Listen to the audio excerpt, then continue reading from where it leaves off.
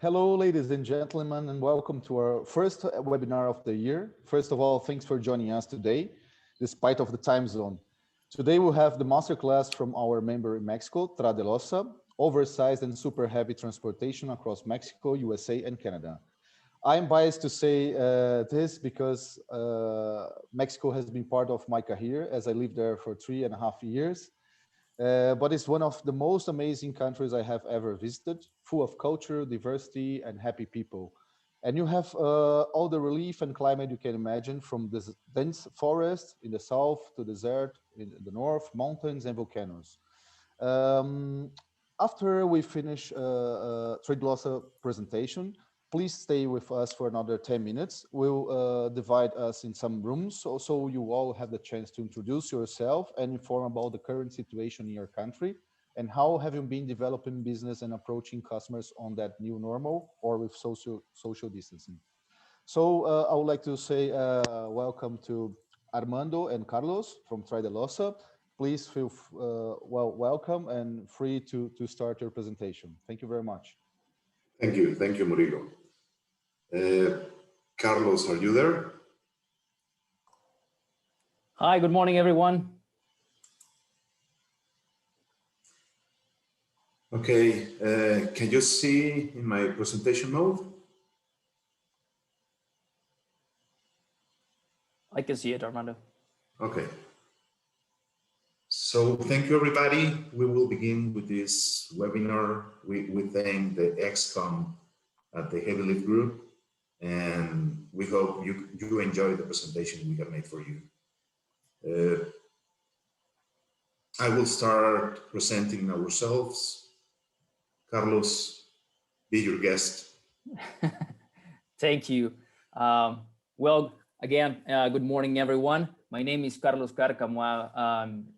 I have 10 years now in Tradelossa, now as a sales manager, most focused on international project sales. I have been in marketing. I have been in project managing since I came to Tradelossa.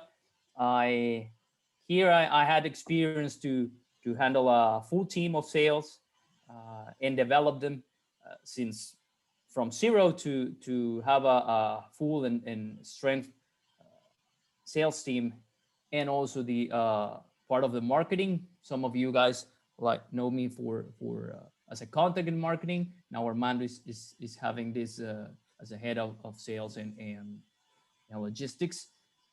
My expertise in Tradelossa has been in heavy hauling, heavy rigging, and project cargo logistics. And well, one of the results we had on Tradelossa is a well-trained team, constantly looking for new projects, as many of us here in the industry always looking for what's new, what's coming for heavy loads, heavy cargo, and always trying to be that extra mile for our customers and bringing new customers to Tradelossa. Thank you, Carlos. Well, in my case, I have a degree in custom science and international trade, and also I have an MBA. I have more than 25 years in the market, and 5 of those 25 years I have spent with Mexican customs.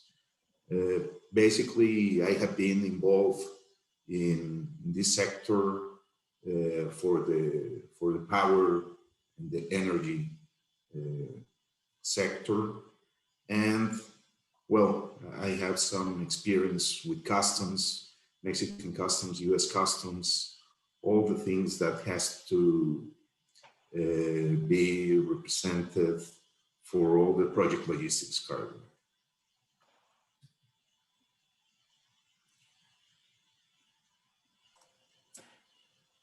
Right. Well, Tradelossa was established in 1930, but as a legal establishment was in 1973.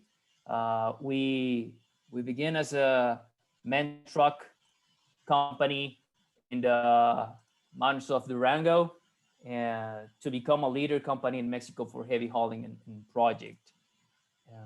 On the 1990s, Tradelossa began with the first key investment on Goldhofer hydraulic equipment for heavy haul.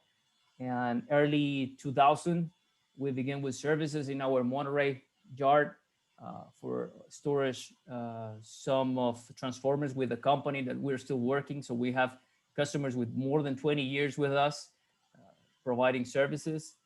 And also in the 200s, we increase our fleet, and we begin with the purchase of some SPMTs, which are the self-propelled modular trailers, which allow us to move heavy cargo in very limited space. And also we had our first Goldhofer bridge, Girder Bridge, which has 450 metric tons capacity. So we, in the early 2000s, we began with the big investments on equipment for heavy hauling. Also, during these years, we worked a lot of energy projects with the CFE, which is the energy company,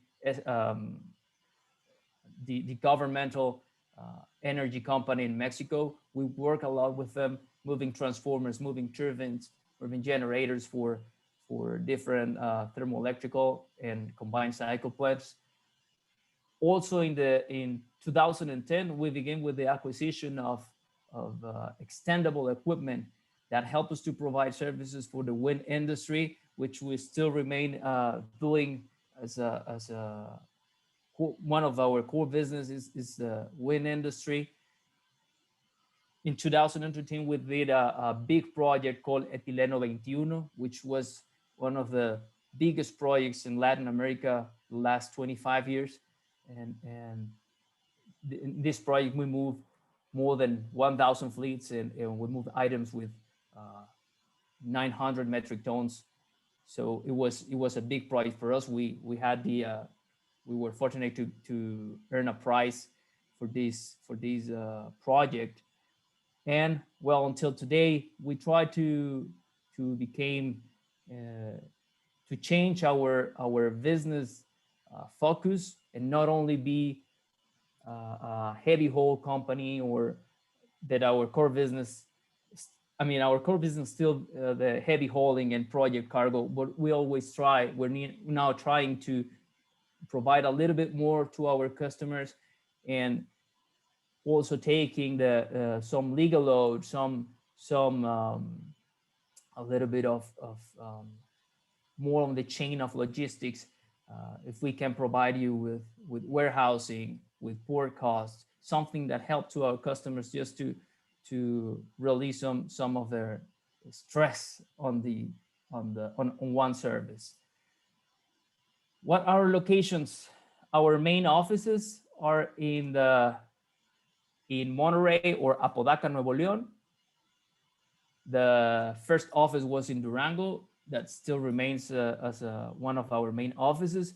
We also have one in Bajío, which is in central Mexico, is Irapuato, Guanajuato, and another one in Querétaro. Mexico City, we still have an office. We have a support office there in Mexico City. And for projects, we have in Altamira, we have in Manzanillo presence, also in Tuxpan, in Port of Veracruz. We have work in many ports in Mexico, from Caribbean coast, which is Mérida, to the northwest in Baja California, Ensenada, and La Paz. But I think one of the ports that we work the most is Altamira, which is pretty close from Apodaca, from our headquarters. And it's a route that we already know, and we try to have a lot of presence over there.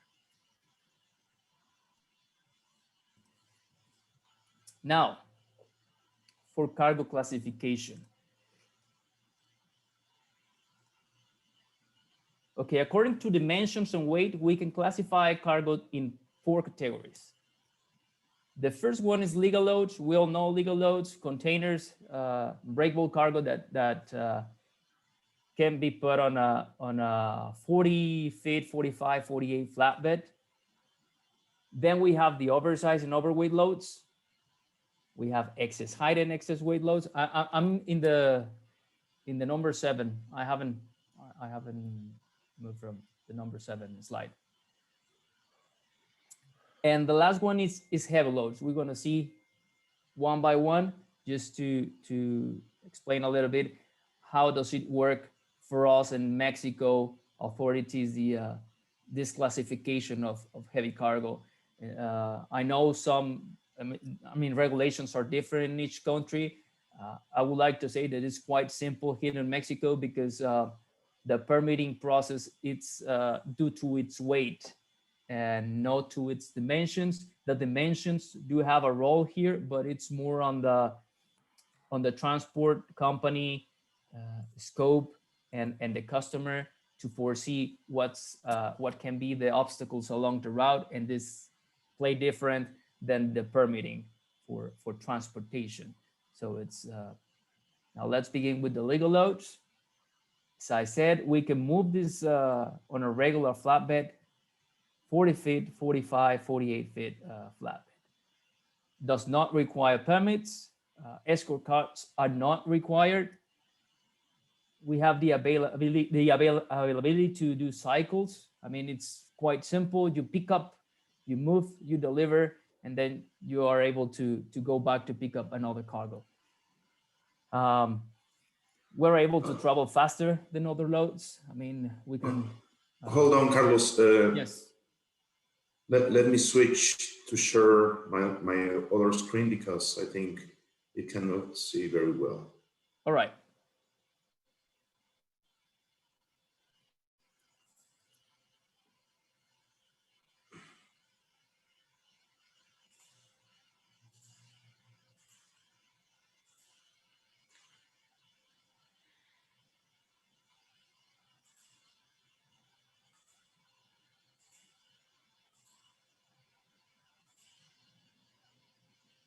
It's better? Yeah. Yes, it is. Thank you. Okay. So we were, Carlos, which slide? Oh, we were on the number 8, the legal loads. Legal. Okay. Thank you. So as I was saying, we're able to travel faster than other loads. I mean, the 80 kilometers per hour, it's we're able to move this type of trailer. It also depends on the company, on the safety policies of every company. I mean, but it's mainly a standard. And also it's important to know how much weight you're loading. If you're handling 20 metric tons, 25, 30, well, you have to play with that in order to follow safety rules. But with legal load, we have very little transit restrictions. So some of these are able to travel during night. Some companies like us, we try to keep our safety policy and only move during daylight, which is more secure for our drivers, our equipment, the cargo. But you're able to move during night. Now, the oversized and overweight. These ones exceed legal dimensions and require special permits, equipment, and drivers. For getting a permit for this type of cargo, we need to go to the SCT. SCT stands for Secretaría de Comunicaciones y Transportes, which basically is the Ministry of Transportation here in Mexico. Depends on dimensions. You may need 1 or 2 escort cars, or I mean, if the item dimensions needed, you can even put 3 escort cars. It's possible to travel in 3 trailers convoy maximum. It is important to have a very well scheduled loading and delivery plan because some of this equipment, even when they're empty, for moving we need a permit because of its length. So it's a good thing to have a loading and a delivery plan schedule. This will travel during daylight only for safety matters. Saturdays only half the day, and restrictions on Sundays and holidays. I mean, Sundays we're not able to move this type of cargo. And holidays, we need to wait for the next work day for availability day for moving. And apply for loads with width between 10 feet and 16 feet and no more of 16 feet height. I mean, we can have a voluminous, very voluminous cargo, but might be not that heavy. I mean, 60 metric tons, 65 metric tons, or 70 metric tons is one of these.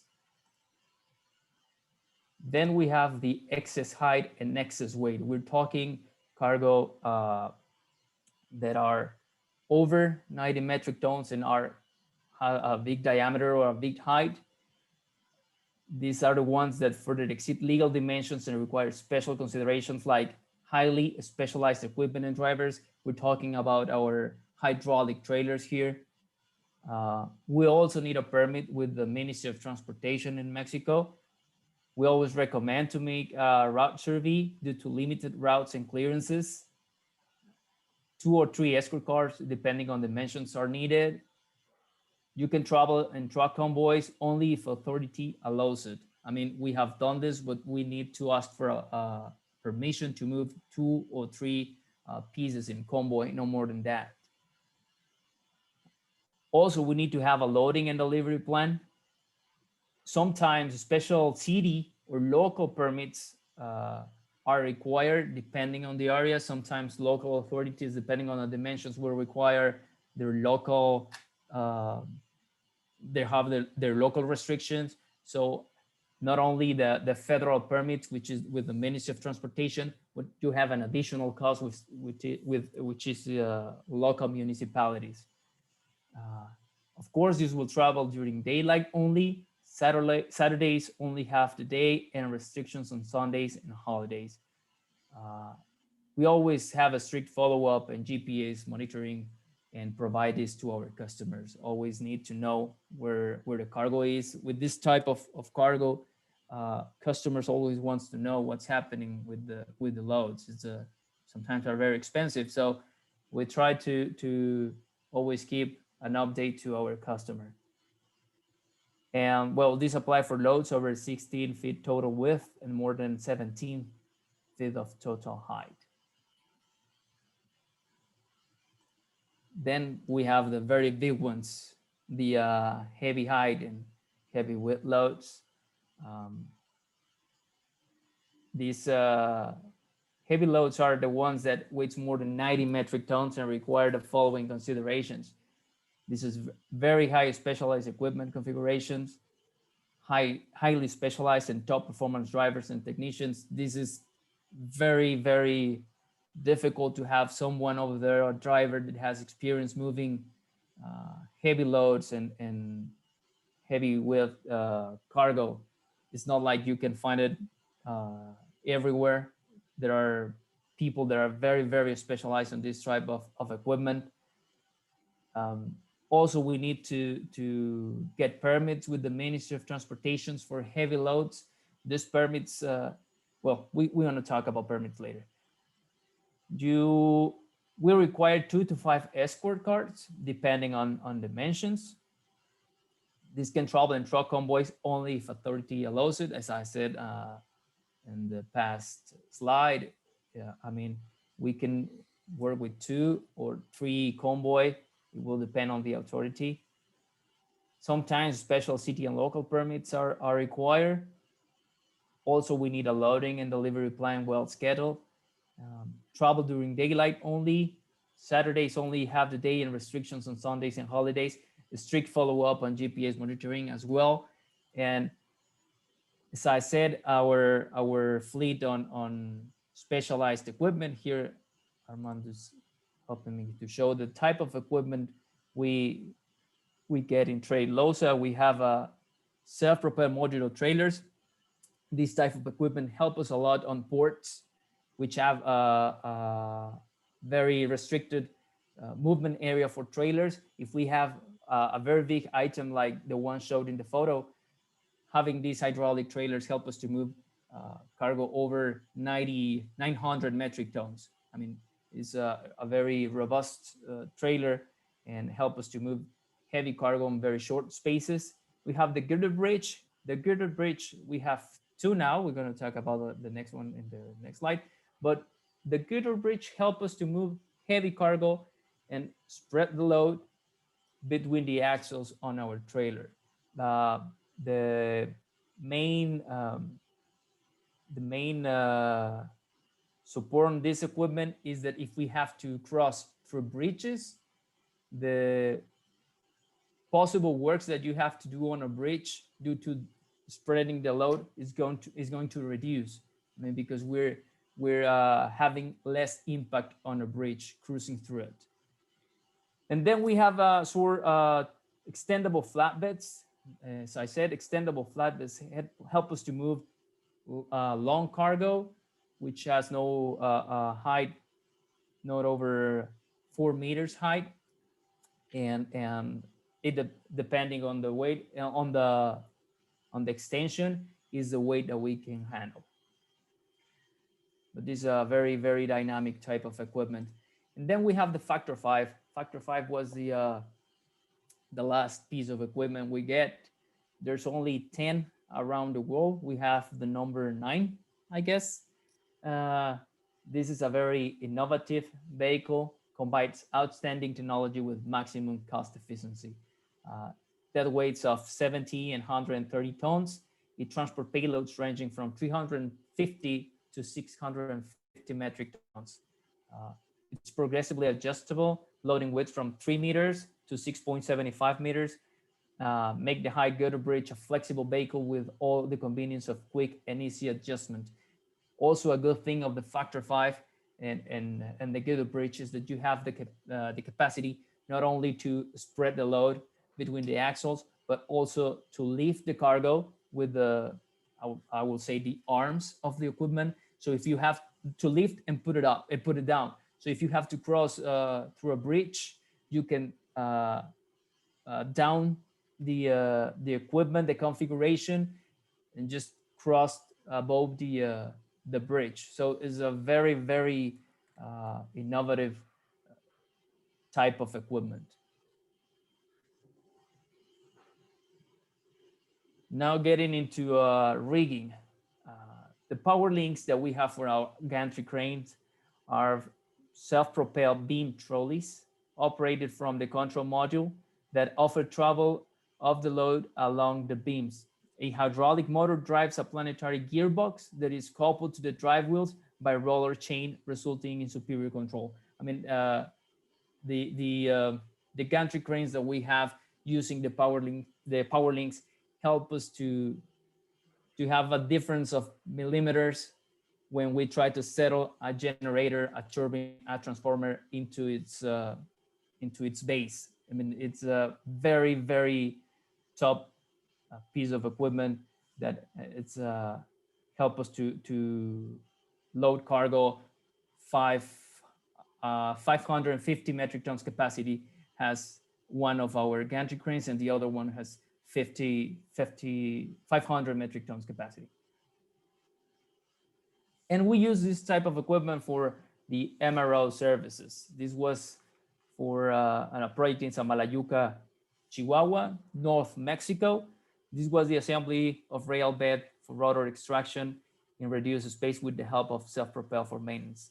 We use our gantry cranes, we use our strain jack, jack and slide, self-propel combined in order to provide this maintenance to combined cycle plants and thermoelectrical plants, which they already have the whole constructions, and you have very limited space to take out a generator, take out a rotor, take out a big item. So this equipment that we have combined help us to provide an innovative solution for rigging, and not only to take the equipment out of its place, but put them back when the maintenance is done.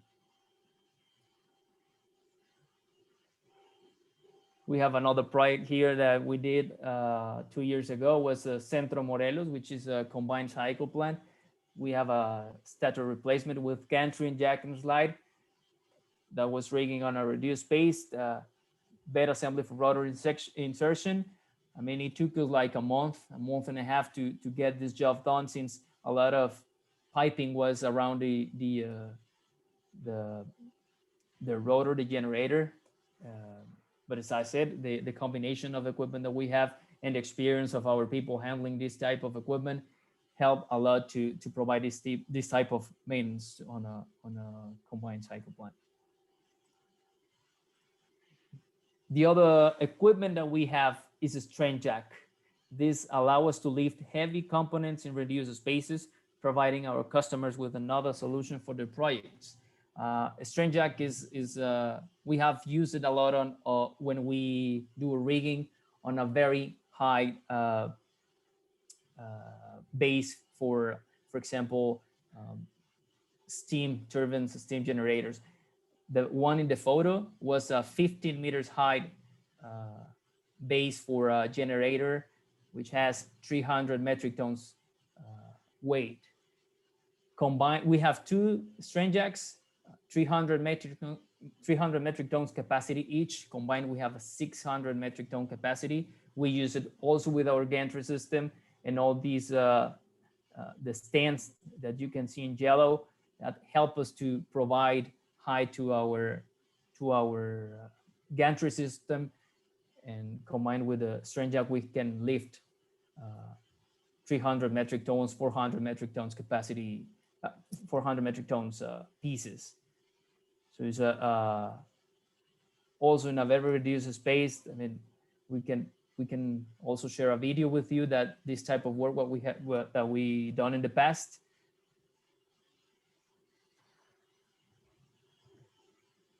Okay, now talking about the permitting process in Mexico, as I said before, it's quite simple because we have just two types of permits for pieces under 90 metric tons and over 90 metric tons. The process in the permits, we need a designation letter from the customer. It is in Spanish, but don't worry, we can translate it for you. That's not a problem. And we need to establish on this letter the times of permit process and the actual movement, specifying our client's information. I mean, who is our client? That we are the company that are going to perform the movement or the transportation. We need to put the origin, the destination, and the cargo dimensions and weight. We need to be very clear on that, because with this letter that we provide to the Ministry of Transportation, we also include the type of vehicular combination and the route we're intending to use. So the first permit, which is under 90 metric tons, this is the letterhead, is presented to the Ministry of Transportation.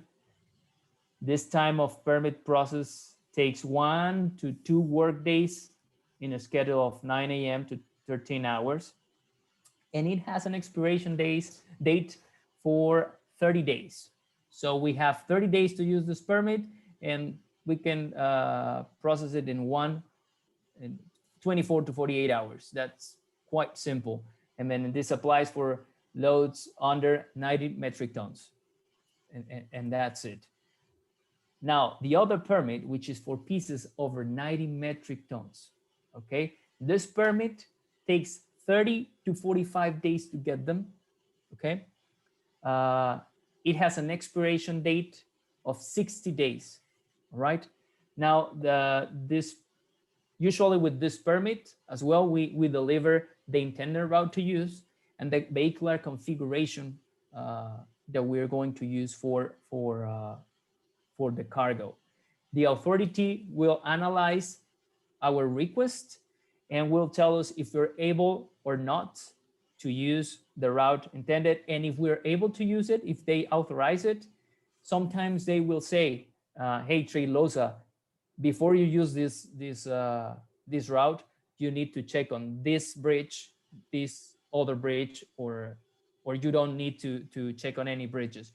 But the authority will let you know which bridges will require support. Sometimes it's better to ask for a permit and then the authority to let you know which bridges you will need to reinforce or to do work on them, that paying an engineering company to know which bridges can support your cargo. The authority already has an analysis of the bridges along the country. If they not, they will make it with your request of permit, and they will let you know if you're able or not to use such route. This type of permits are federal. As I explained on the other slide, sometimes with some type of cargo, and when you cross a state, when you cross a municipality, sometimes local authorities will have their own permits.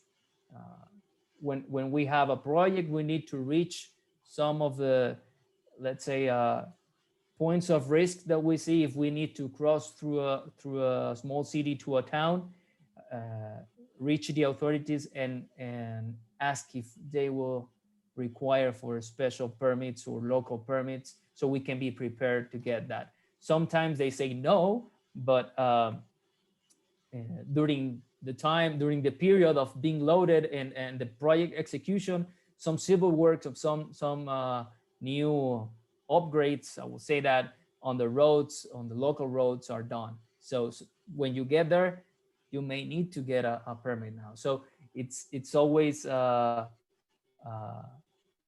we always need to be one step ahead and see if local authorities will require a permit, which is very, very different to a permit with the Ministry of Transportation. Okay, Thank you, now I'll let Carlos. Armando to explain this. Thank you, Carlos. Now we are going to talk about our boundaries, our borders that we have in Mexico. We in Mexico, we are blessed because on the east side, we have the Gulf of Mexico to the Atlantic, access to mainly to Europe. On the west coast, we have the Pacific and access to Far East, to Asia. On the north, we have to the US and Canada, and to the south, to Central America and South America. So as Carlos explained before, we have 7 terminals inside Mexico, and these are the ports that we commonly use for project cargo. Altamira for us is the port that we have used in the past, and also all of our customers. Altamira, as mentioned, has been Tradelossa's major port partner throughout the years, including almost 200 services that we have performed. Then we have Veracruz. Veracruz is called the Great Port of Mexico. At this time, Veracruz is expanding all their area, and it will be, as in the past, one of the best and main ports within Mexico. We have Manzanillo. Manzanillo is the port #1 for the West Coast, for the Pacific. It has 14 terminals. It has around 25 berthing positions, and it's the port with more infrastructure at the Pacific. Then we have Lázaro Cárdenas. It's the small brother of Manzanillo, but also has good capacity. On the northwest, we have Guaymas. Guaymas port is a small port.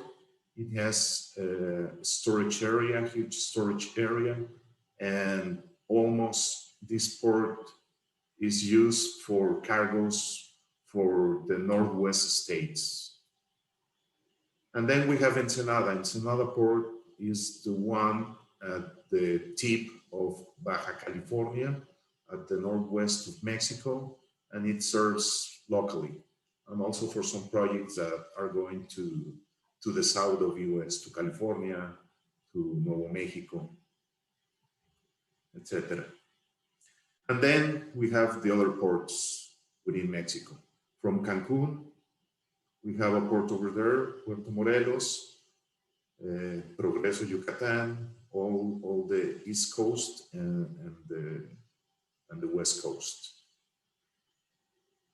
This is very common for you, but here in Mexico, let me say that the port handling at the ports, all ports are under concession in Mexico. This means that only certain companies can work in them. Also here in Mexico, the pre-clearance, the customs clearance in advance does not exist. And for all the entry permits, all the customs workers needs to be involved. All the cargo before exiting the port needs to be customs cleared. And as in other places, to perform a project, we will need to have a customs broker. You will need to define, or we will need to define who will be the distributor company, who will be the port terminal, depending on the port, and provide all the packing list, commercial invoice, bill of lading, ETD, ETA, the shipping line, etc. Following, we have created this Mexican Seaport Scorecard. What we are measuring are the ports at the West Coast and at the East Coast. What we are measuring are the berths. In this case, the minimum berths for our standard is that the port has 2 berth positions with a minimum length of 220 meters and with a minimum draft of 12 meters. And then we have the onshore cranes. Our minimum is to have 2 cranes with a minimum capacity of 100 tons each to perform tandem maneuvers. And last, the storage areas. Our standard is that each port has at least 10,000 square meters of open sky area for storage and a minimum of 3,000 square meters of warehouse. With this has been said, each port, we have the scorecard, we have the results over here. For Manzanillo and Lázaro Cárdenas, we have them in number 1, and also Veracruz, Tuxpan, Tampico, and Altamira. We have these grades. Then in second place, in yellow, we have Ensenada, Guaymas, Topolobampo, and Mazatlán. And lastly, in red, we have Puerto Progreso and Dos Bocas. As mentioned before, the loading and unloading at the seaports, we will need to work in advance for a project cargo, some depending on the port. Not all terminals, not all ports have the sufficient capacity to receive project cargo. Sometimes, our suggestion is to receive directly from motor vessel all the heavy pieces above 90 tons, but that will depend on the specifics of the shipment. For general cargo, also depending on the storage area, we will need to plan in advance. Then we have the part of the ports that we have talked. We have 8 ports in the Pacific and 9 ports in the Gulf of Mexico and the Caribbean. For border crossings, we have 19 border crossings between Mexico and the US for the 3,169 kilometers of the border. Not all the borders are accurate to handle project cargo.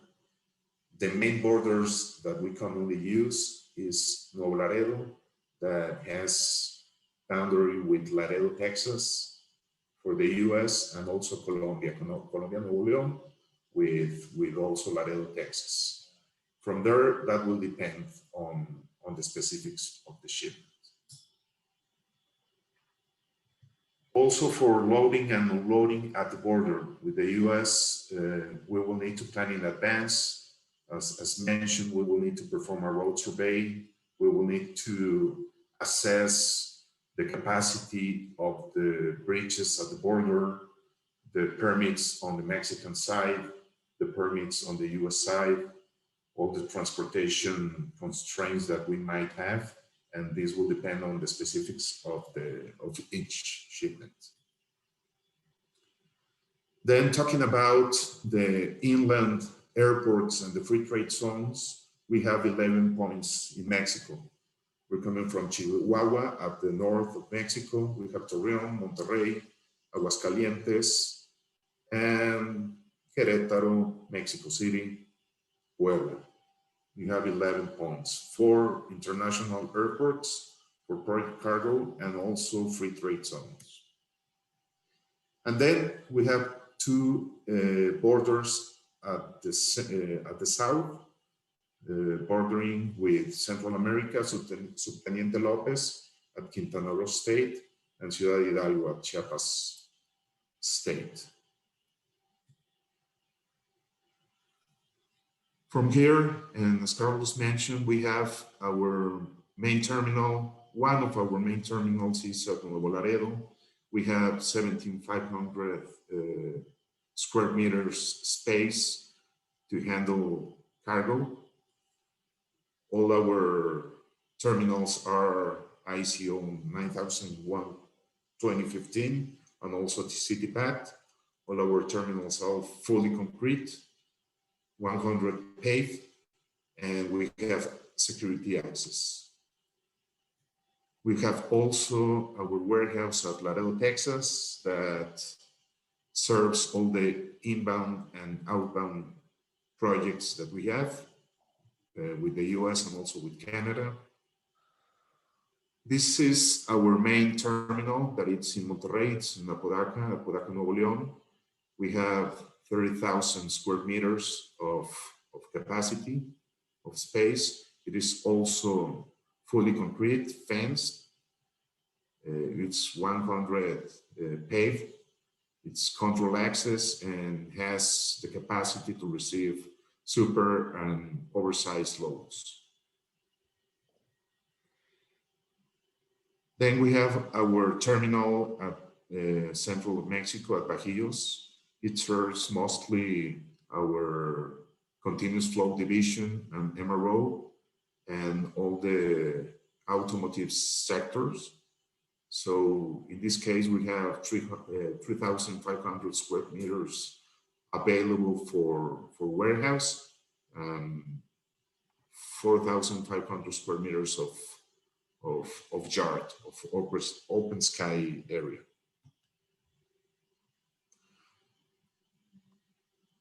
We always, for all projects, we work under a custom delivery plan. We understand that timeframes for delivery are important, and our main commitment is to deliver on time and safely. For all projects, we have project managers that are under the standard of the PMI. And for all projects, we perform a schedule and milestones. We always begin with a road survey. Then we have a previous kickoff meeting with customers and internally. Commonly for a project, the first move are the foundations. Typically, we have a project kickoff meeting with the customer, with the EPC, with the customs broker, and with other involved parties. We request customers to receive the permits 1 month before the letters, the designation letters to allow us to request the transportation permits. Then we receive the general cargo. After that, we receive the heavies in advance with 70 days to schedule all the civil works, all the works needed to have a safe transport. And during the project, we receive the balance of materials. This is a checklist of the scope of work that normally for all projects we request or we will need to have. The packing list, the bill of ladings, to know the ports of entries, seaports, if you're considering to send via US or Central America or even via air. The dates and the ports of entry or points of imports, all the vessel names and ETA, all the information from the customs brokers, and the balance of information. This is one of our main values that we have in Tradelossa, that is security. In this case, as in other countries, on other places, Mexico has its own set of cargo security challenges. In this case, in Mexico, we have the vandalism. That is the one of the issues that we always address. Many companies have come up with a combination of security and logistics alternatives that provide a safer delivery of their goods. In this case, what we use for security, we have our system that is a track and trace. We have on a daily basis, 24/7, an incident and event reporting. We have our multi-layer security process. We have also our vehicle immobilization controls, the security desk to track data. As Carlos mentioned, we travel in convoy. Sometimes we use guards, mainly on trains or in high-risk areas. Sometimes, if the project or the shipments requires, we use guards and K9 units. We do not use armed escorts, and we only travel during daylight. These are our recommendations also for safety, transportation during daylight, that all of our equipment, all our team use their PPE, and the oversized cargo to be transported with escorts.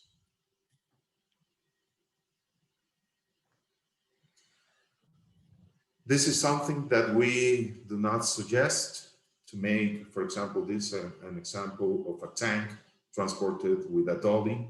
And in this case, as you can see, all the forces goes to the tank. And this is what we suggest. In this case, it's a double combination with turntables. This is our base camp. This is our project management online tool that we use for every project. We have the Trade Trace, that it's our system in which we manage all the location on demand.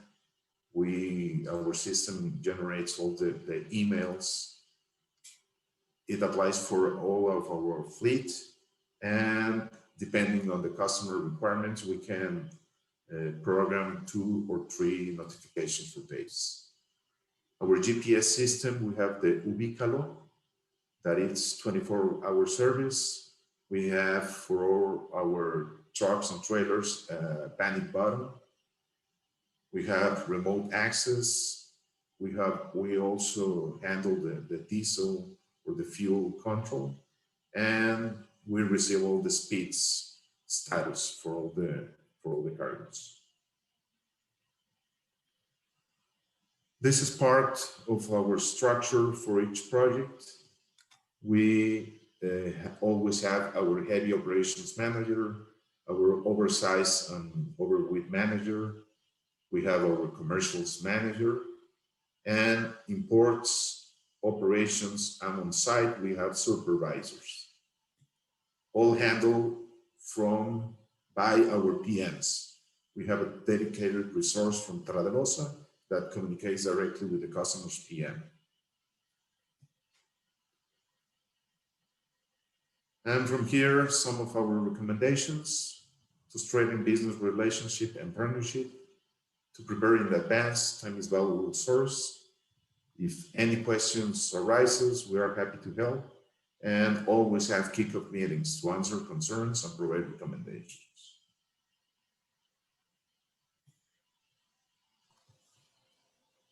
Thank you, Armando. Well, the project portfolio we have here, most of it is for combined cycle plants for energy. The Laredo, Texas Empowerment Project was a oil platform that we moved from the U.S. From the U.S. To Altamira for building an oil platform. Topolobampo project was a combined cycle plant where we only were hiring this project for doing the rigging, for putting the gas turbines and steam turbines to its foundation, and some of the accessories of this item. La Jovita, Tierra Mojada, these projects were also a combined cycle plant where we did more than 250 fleets on each one for moving not only gas turbine and generator, but all of its accessories. This even when our core business during many years have been the heavy hauling or oversized, overdimensional cargo, we're trying to evolve and doing a different type of service now. We have 2 years now working on an automotive project, which is a very, very different type of service than we did for a combined cycle plant. On a combined cycle plant, you have schedules, you have when the turbine arrives to the port, when you need to get them to the port and get them to site, doing the offloading on the foundation. It's a very, very scheduled project. When you many of you, of course, know it, when you work on an automotive project, is a very different. Everything is for yesterday, and you need to run with the trailers, to run because the ship is arriving to the port, and you need to receive or take him to the warehouse. So we're trying to do that differently, and not only focus on heavy hauling and specialized cargo, but also the other part that we haven't, that we didn't see before. We're trying to evolve to do that, and also have that type of specialization on automotive or other type of industries, and not only combined cycle plants, chemical, mining, which works very different. So every industry has their own style. And in the next slide, you'll able to see that also we have the Port of Guaymas. That was another project in Palme, where we received also turbine, generator. We did the rigging for the gas equipment onto its foundation, and the steam equipment that was 15 meters high, and the generator has 300 metric tons of weight. We also did move transformers for the Texcoco International Airport, which is the new airport that is being built in Mexico City. Also the wind farm, we have many years working on wind farm industry, and we have people specialized in that. We have trailers for that type of service. And the other project that I mentioned before was Etileno 21. This was the biggest item that we moved for that project. That was 110 meters length, almost 10 meters width, and it has 880 metric tons. So that was the biggest item we moved for that project, and also one of the biggest items we have moved in the history of Tradelossa. So 880 metric tons. This project had a particularity that road was built for moving this item, special for this item, and we had to change configuration because we had to cross 2 bridges 2 times. We need to change vehicular configurations in order to spread the load, and not affect that much the bridges that we had to cross. But it was a good project, and well, we're proud of for being part of that. Some of the awards that we have received, I mean, we're very proud to show this because we belong to another association, which is the Specialized Carrier and Rigging Association, based on US, and each of these awards represents a lot of work for our people, for our operators, and we always try to show that as a Mexican company we have a high level of quality, high level of security, experience, and I mean I know there are a lot of bigger heavy haul companies, but having each one of these awards reminds us that we can do it, that we have the experience, that we can provide a very good service, and that we are direct, we can be face to face with the bigger companies on heavy hauling. And especially the 2015 was the heavy haul of the year, and this heavy haul of the year was because of Etileno 21, the item I just showed you before, the 880 metric tons. That was because of that project. The international ranking. Well, in 2020, for the top heavy haulers of the world, Tradelossa appears as 28 out of 50 companies around the world. And on the American Cranes and Transport, Tradelossa reached the 18th spot in America. So we are always trying to be innovative. We're trying to be to provide a good quality and full experience on safety whenever we hire for our work to our customers. Thank you, Carlos. We have 5 slides left, and I don't know, Murilo, if you want us to talk about the actions that we have performed from COVID. Well, Armando, if you like, you can take your slide to the next session, because we'll make this rooms. We have around 30 participants, and we will create some 4 rooms with all of us, and we can talk a little bit about what we are doing and what we are, well, about COVID and about the business opportunities now. So for now, so if you, I don't know if you have other slides, or it's just for COVID now. Yes, it was only for COVID. Okay, so then we'll create the rooms. Sorry, Armando. Just to keep the time, so we are right now on time. We have another 10 minutes now. So first of all, thank you very much, Armando and Carlos. Really a nice presentation, and well, I can see really the proud of being part of a successful team. All the awards. Okay, from far away here, I can see the passion in your eyes when Carlos talked about all everything that you did already. It's really impressive. So really appreciate your time and your presentation. And well, right now, let's try, Andreas. Let's see if you can help me. Of course. Just before that, we have just one question Yeah, sure. in the chat box from Mr. Ritesh Nair of Renus. He's asking, are permits for specific trailer, or can permits be used for another similar trailer? And also, can permits be used for multiple moves within the expiration date? For example, if we have a wind farm project, which is the same type of items, of cargo, yes, we can use the same permit.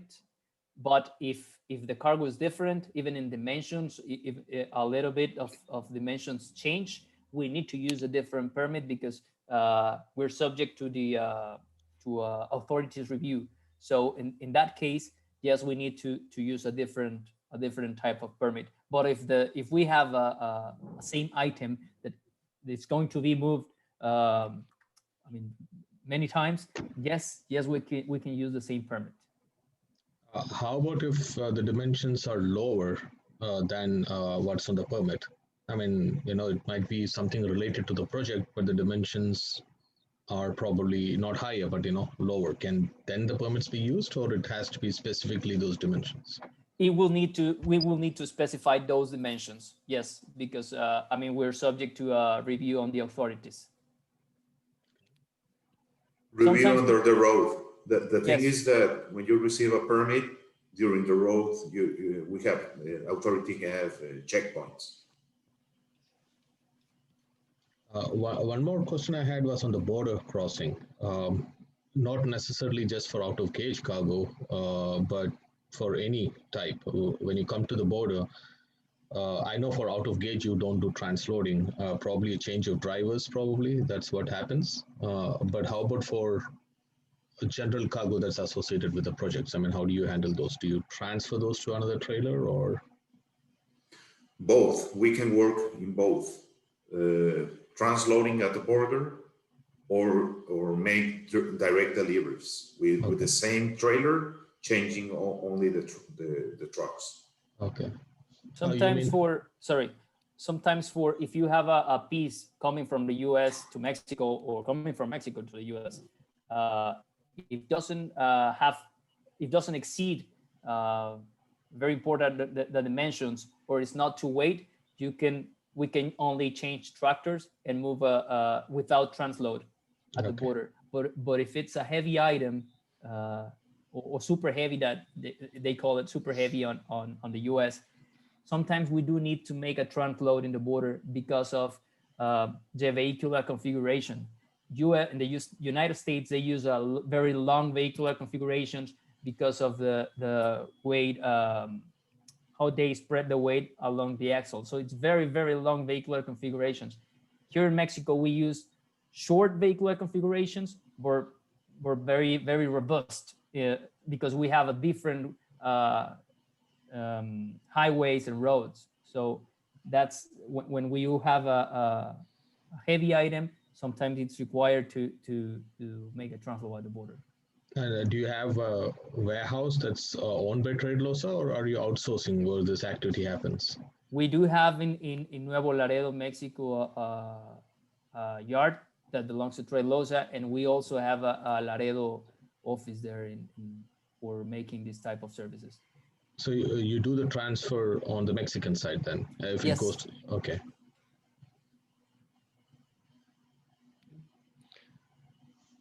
We have another question from Alessio Bianchi of DCS Liburnus.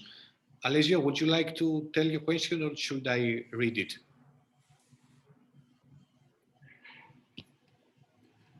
Okay, I will read it then. It says that after 60 days expiration date, can some permits be renewed, or they have to be requested again from scratch? We will need to wait another 30 to 45 days. Sometimes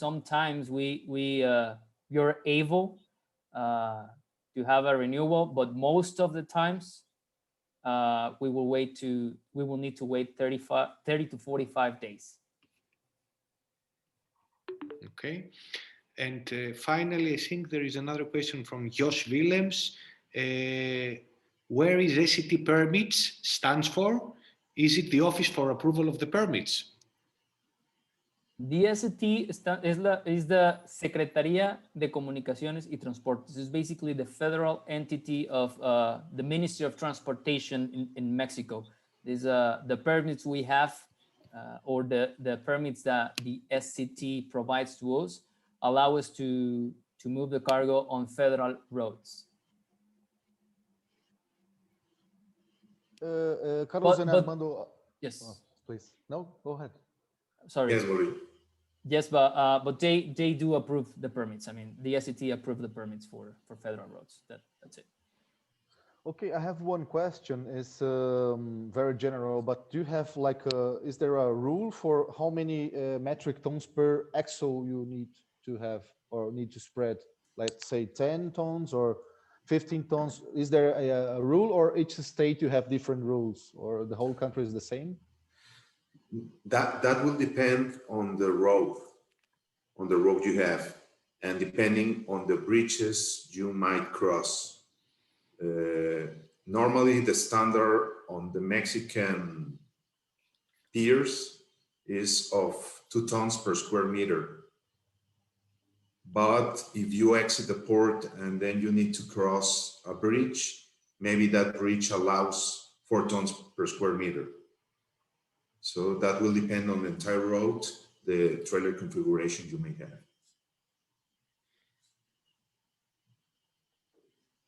Okay, thank you. Do we have any more questions? I have another question. Okay. You said also during the presentation that it was possible to share a video. Can you share that video also via the THLG website? Because I think it is very interesting for our members. Yes, yes, of course. I'll make sure to send you a video. It's a video that I like because it was a project that I was involved, and it's a very nice video of a rigging process that we did. Yeah, it seems interesting with the hijacks and etc. which you're showing during the presentation. So then can other TLG members also have a look to it? Of course. You can send, if you have it on YouTube, you can just send the video link, the YouTube video link, and we can upload it also on our YouTube channel and on news announcements, etc., etc. I think we have it on Vimeo. Let me see if I have. It's no problem. Vimeo also works also. Vimeo can work also. It's no problem at all. Good. Great. Thank you. Okay, perfect. So let's try. This is the first time we'll try to split the rooms here on Zoom. So sorry if it doesn't work perfect. But anyway, we create some small groups. We have 4 moderators. Alessio Bianchi from DCS will be one.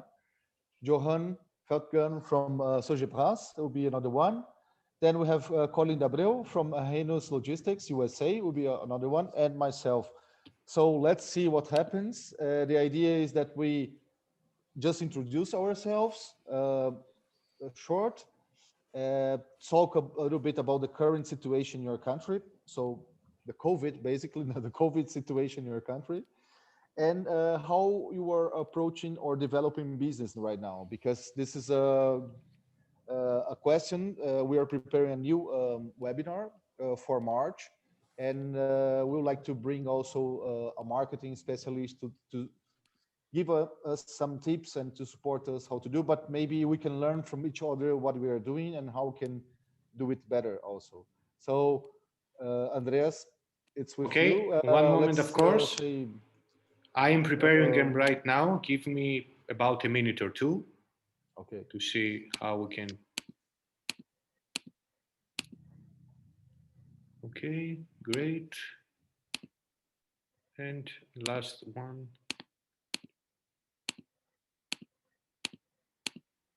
Just one moment to reassign Johan to the other room. Okay, and Andreas, just to understand, because well, I don't know how it works, but let's define a time for it. Let's say 5 or 10 minutes, or I don't know how. Of course, we can put a counter in the room. Okay. And auto close it maybe after 10 minutes. Okay, let's do it. 10 minutes. Great. I've put an auto close. Just before I open the rooms, will it be possible to just take a group photo? Open everyone webcams if they have for our social media. Okay. Okay, great. So I see webcams opening. Great. Just a couple of pictures to promote. Everyone ready? Yes. Okay, smile. One more. And one. Okay, we're good to go. Great. So I am beginning the rooms. You will be all separated now. you will all receive an invitation saying to which room you can go to. Just click on accept the invitation and see how it works. Okay. You also have all the ability now to unmute your microphones if you wish, so you can talk to each other. So you will be receiving your invitations right now.